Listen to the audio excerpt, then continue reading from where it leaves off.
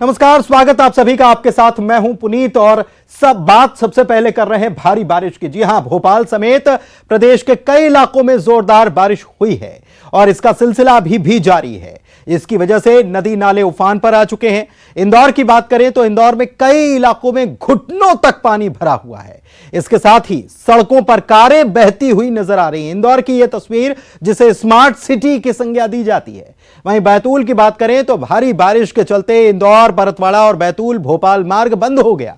National highway 59 पर माचना नदी के पुल पर 3 फीट ऊपर पानी बह रहा है। शाहपुर में माचना नदी के पुल पर यातायात बंद करना पड़ा है। शुजालपुर में कल से बारिश जारी है। तिलावत मैना गांव में नाला उफान पर है। ग्रामीण जान जोखिम में डाल रहे हैं, गहरे पानी को पार करते हैं। खरगोन में बारिश से सराफा बाजार जलमग्न है। कई दुकानों में पानी दाखिल हो गया। नर्मदापुरम जिले समेत आसपास के क्षेत्रों में बीते 24 घंटे से जोरदार बारिश होने के चलते नदी नाले उफान पर। तवा डैम में पानी का इनफ्लो लगातार बढ़ रहा है, जिसकी वजह से सभी 13 गेट खोलने पड़ गए। सिवनी जिले और आसपास के इलाकों में 2 दिनों से मूसलाधार बारिश जारी है। इसके वजह से भीमगढ़ स्थित संजय सरोवर बांध का जलस्तर बढ़ा हुआ है। जल संग्रहण क्षेत्रों में हो रही बारिश के कारण बांध का जलस्तर 517 मीटर हो गया। बांध के बढ़ते जलस्तर को देखते हुए 4 गेट भी खोले गए। बांध से 20,000 क्यूसेक पानी छोड़ा गया।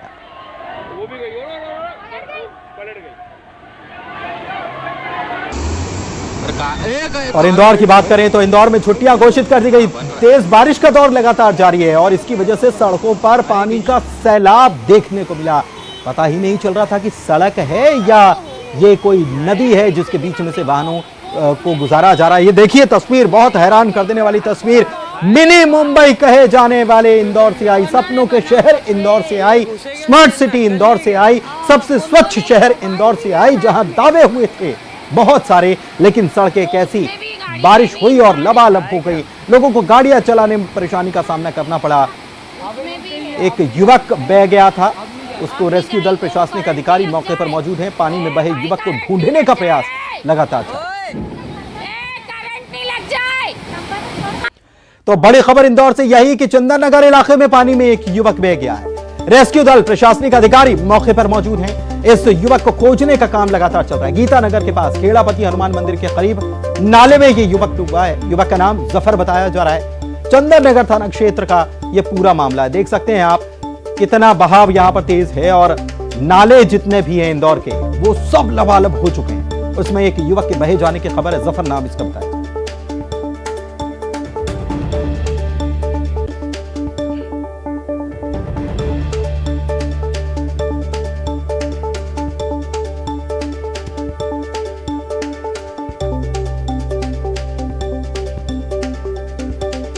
और इस वक्त हमारे सहयोगी हमारे साथ जुड़े हुए हैं, सीधे उन्हीं के पास चलते हैं। विकास हमारे साथ जुड़े हुए हैं, विवेक हमारे साथ कोंडा गांव से जुड़े हुए हैं और साथ में अभिषेक भी जुड़े हुए हैं, उनके पास चलते हैं। लेकिन सबसे पहले इंदौर की बात करते हैं कि इंदौर की तस्वीरें हमने देखी। और इंदौर की अगर बात करें विकास, तो इंदौर में इतनी बारिश हुई कि सड़कें जो है वो तालाब में तब्दील होती नजर आई, गाड़ियां बह रही थी। ये तस्वीर इंदौर में इसके पहले कब देखने को मिली थी याद नहीं, लेकिन इंदौर की ये तस्वीरें स्मार्ट सिटी की भी पोल खोलती है कि बड़े बड़े दावे। क्या हो गया ये? जी हाँ, बिल्कुल पुनीत, मुझे लगता है कि जितना इंदौर को मैं समझता हूँ उतना ही आप भी समझते होंगे। और मुझे लगता है कि मेरी याददाश्त में इंदौर में इससे ज़्यादा भी बारिश पहले दर्ज की गई है। लेकिन इस बार जो सड़कों पर और कॉलोनियों में जो जलजमाव की स्थिति निर्मित हुई, ऐसी स्थिति कभी पूर्व में निर्मित होते नहीं देखी गई। और चूंकि भले ही स्मार्ट सिटी के साथ साथ बड़े बड़े दावे किए गए हों, लेकिन इस बार जलजमाव की जो समस्या है वो बहुत ज़्यादा मुसीबत और बहुत ज़्यादा दर्द देने वाली थी। कल की जो तस्वीरें थी वो वाकई में कई सवालिया निशान खड़े कर रही थी। हालांकि इसी वजह को भांपते हुए खुद महापौर पुष्पवंत भार्गव सड़कों पर आए। उन्होंने तत्काल जिम्मेदार अधिकारियों को निर्देश दिए, सख्त कार्यवाही के निर्देश दिए और जल्द से जल्द निकासी को लेकर काम करने के निर्देश पुष्पवंत भार्गव ने दिए। हालांकि जितना जल्दी जल जमाव हुआ था उसके कुछ देर बाद जल निकासी भी होना शुरू हो गई, लेकिन अब भी कुछ ऐसी बस्तियां हैं, निचली बस्तियां, जहां पर जल जमाव की स्थिति लगातार बनी हुई है। हालांकि ये हालात क्यों निर्मित हुए, जबकि हर बार इस तरह के निर्देश दिए जाते हैं कि बारिश से पहले वो सभी मुकम्मल इंतजाम कर लिए जाएं, जिसकी वजह से शहर में जल जमाव की स्थिति निर्मित ना हो। हर बार दावे भी किए जाते हैं, लेकिन कमोबेश ऐसे ही स्थिति, ऐसे ही हालात हर बार निर्मित होते हैं। आपसे कुछ देर पहले की अगर बात की जाए तो चंदन नगर इलाके में एक युवक जिसकी उम्र लगभग 23 साल है, इसका नाम जफर पता चला है, उसके डूबने की जानकारी मिली है। हालांकि 2 लोग उसमें डूबे थे, एक बच्चे को सुरक्षित बचा लिया गया, लेकिन जफर जो है वो पानी में बह गया। लगातार रेस्क्यू दल के साथ साथ प्रशासन के अधिकारी मॉनिटरिंग कर रहे हैं, रेस्क्यू लगातार। विकास जी हाँ बिल्कुल पुनीत, ये जिस जगह घटनाक्रम पेश आया गायत्री नगर इलाका है चंदन नगर में, हनुमान मंदिर के पास का पूरा घटनाक्रम है। यहाँ एक नाला बना हुआ है और जानकारी है कि अक्सर इस नाले के पास खड़े होकर जफर लोगों को समझाइश देता था कि इस नाले से ना गुजरे, इस नाले पर गुजरने के दौरान हादसे की संभावना है, और ऐसा कई वर्षों से वो करते आ रहा था। सुबह के वक्त से लगातार पुलिस इलाके के लोगों को समझाइश दे रही थी कि इस नाले से दूरी बनाकर रखें, यहाँ पर काफी पानी है, कोई दुर्घटना हो सकती है। इसी दौरान एक दुर्घटना अचानक हुई, एक युवक उसमें डूबा, कुछ अन्य लोग भी उस बच्चे को बचाने के लिए वहां पहुंचे।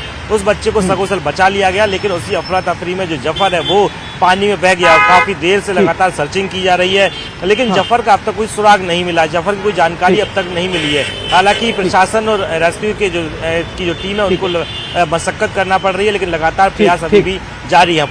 प्रयास अभी भी जारी है। ठीक है, बहुत शुक्रिया, आप हमारे साथ बने रहिए। कोंडा गांव चलते हैं। कोंडा गांव से विवेक हमारे साथ जुड़े हुए हैं। विवेक, लगातार बारिश हो रही है, 3-4 दिन हो गए लगातार बारिश हो रही है, क्या हालात यहां पर बने हुए?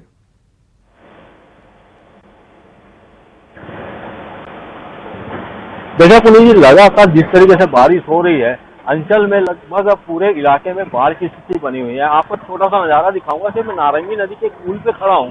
छोटी सी पुलिया है जिसमें लगातार पानी कभी बढ़ रहा है कभी उतर रहा है, पुल के ऊपर से पानी बह रही है। लेकिन पर इसके बावजूद यहाँ पर लोग खतरा उठाने के लिए तैयार हैं, लोग खुद हादसे को अपने पास बुला रहे हैं। यही हाल बाढ़ की स्थिति में यदि ये देखें तो फरसगांव इलाके में बड़े ओड़ा गांव है, बड़े खौली है, यहाँ पर लोगों के घरों में पानी घुस गया है और कुसाटेड़ा बांध लबालब है, पर पानी ही पानी, मतलब पूरे इलाके में पानी नजर आ रहा है। और इस बार मौसम राहत देता महसूस नहीं हो रहा। अभी भी बारिश रुक रुक कर हो रही है, अभी आधे घंटे के लिए बारिश रुकी थी, पर इस समय फिर लगातार बारिश चल रही है, जिससे ये लग रहा है कि लोगों को जो सामने त्योहार भी है और बाकी दिन है वो खाली पानी में ही गुजरेगा। तो ये हालात त्योहार है, और ऐसे में अगर लगातार बारिश होती रहती है तो त्योहार कैसे मनाया जाएगा, ये सबसे बड़ी लोगों के सामने समस्या है। हम देख रहे थे आपके पीछे कैसे एक युवक जो है वो जान जोखिम में डालकर इस पुलिया को, रपटे को पार करता हुआ नजर आ रहा है। ये बहुत हैरान कर देने वाली तस्वीर है। अकेला है, वहां कोई लोग भी मौजूद नहीं है कि मदद भी मिल पाए, तो ये बहुत जानलेवा है, ये नहीं करना चाहिए। अभिषेक के पास चलते हैं। अभिषेक, धमतरी की क्या हाल है, गंगरेल की क्या स्थिति है, लगातार बारिश हो रही है?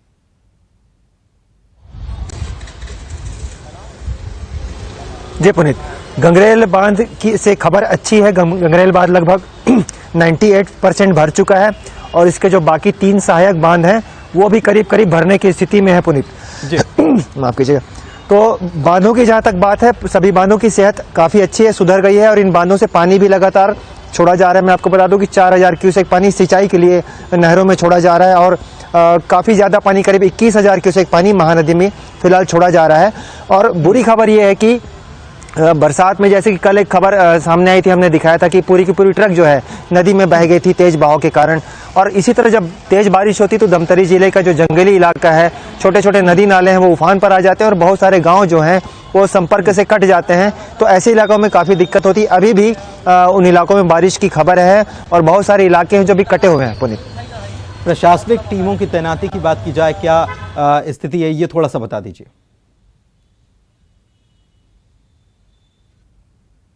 जी बिल्कुल, 40 गांव ऐसे हैं धमतरी जिले में पुनीत, जो बरसात के मौसम में इन्हें रेड अलर्ट पे रखा जाता है। चाहे नदियों में पानी छोड़ने की बात हो या फिर भारी बारिश के कारण छोटे नदी नालों में उफान आने की बात हो, तो ऐसे सभी 40 गांव में बारिश के पहले ही जो राशन, दवाइयाँ और जरूरी चीज़ें होती हैं आम लोगों के लिए, वो पहुँचा दी जाती हैं। इस साल भी वही किया गया है। लेकिन अभी भी बहुत सारे ऐसे गाँव हैं जहाँ सड़कें नहीं है, पुल नहीं है, तो ऐसे गांव में अगर कोई इमरजेंसी होती है तो परेशानी आ रही है, वहाँ व्यवस्थाएं उतनी अनुकूल नहीं है। ऋषु हमारे सहयोगी हमारे साथ जुड़े हुए हैं, उनके पास चलते हैं। ऋषु, मैं आपसे जानना चाहूंगा, बैतूल से तस्वीरें जो 2 दिनों से आप भेज रहे हैं वो वाकई में बहुत डराने वाली हैं। लगातार बारिश हो रही है, अभी क्या हालात हैं?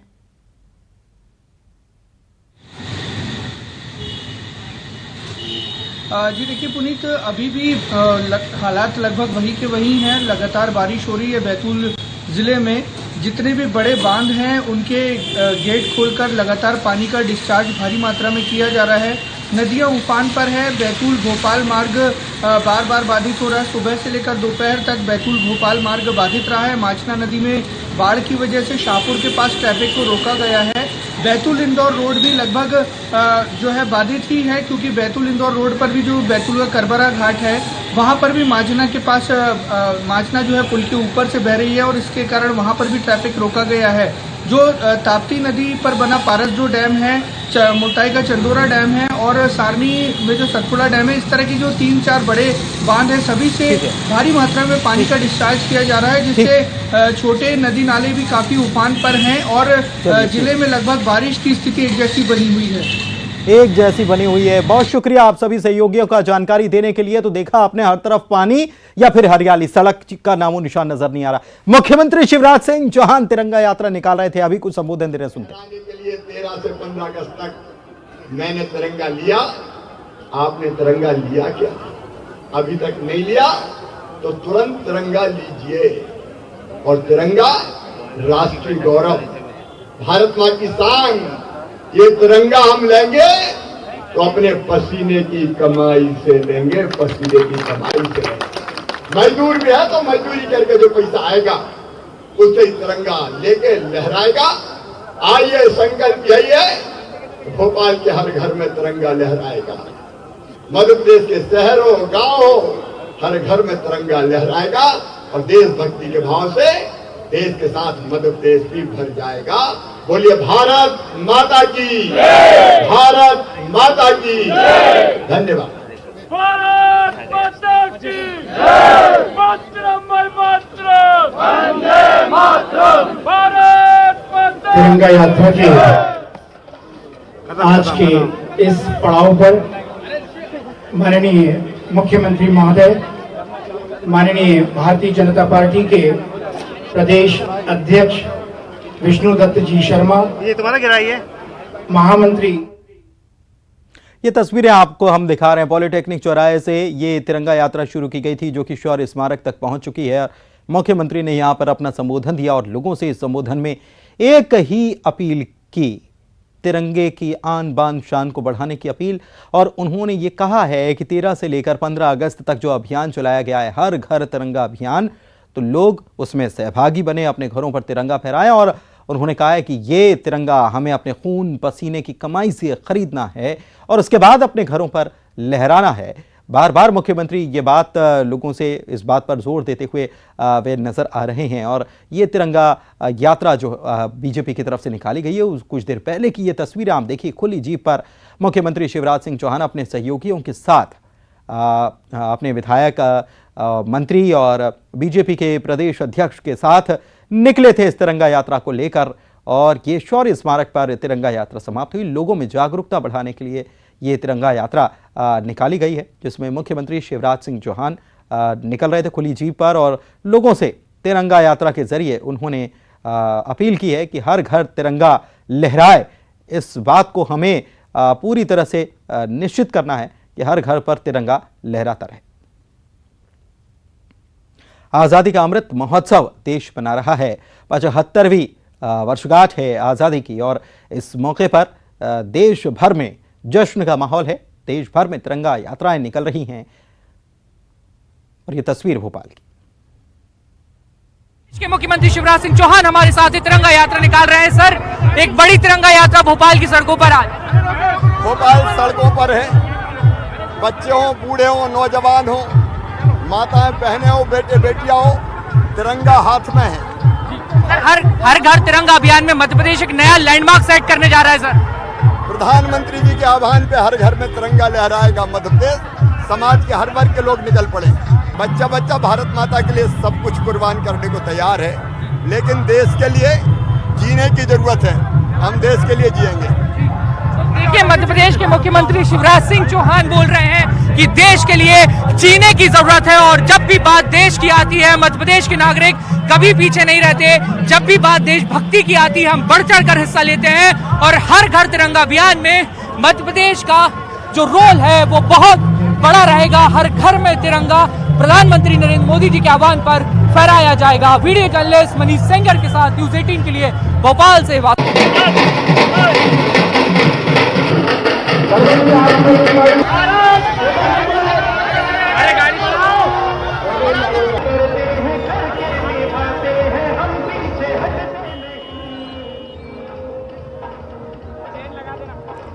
विजयी विश्व तिरंगा प्यारा, झंडा ऊंचा रहे हमारा।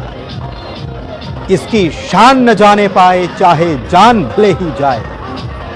मुख्यमंत्री शिवराज सिंह चौहान इस गीत को लगातार गुनगुनाते हुए लोगों को यह संदेश पहुंचा रहे हैं तिरंगा यात्रा के जरिए। हमें 13 से 15 अगस्त तक हर घर तिरंगा लहराना है, आजादी का अमृत महोत्सव मनाना है और इस अमृत महोत्सव में संकल्प भी हमें लेना है।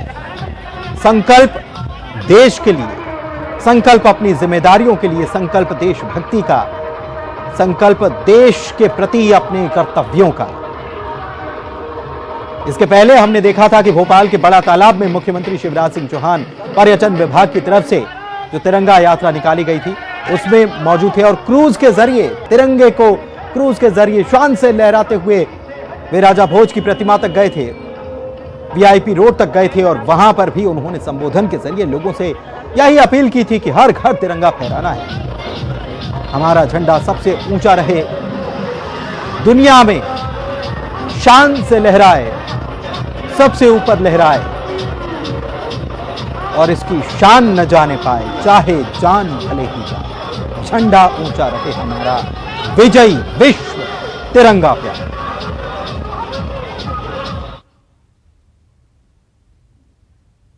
और इसी के साथ इवनिंग एजेंडा में आज बस इतना ही। नमस्कार।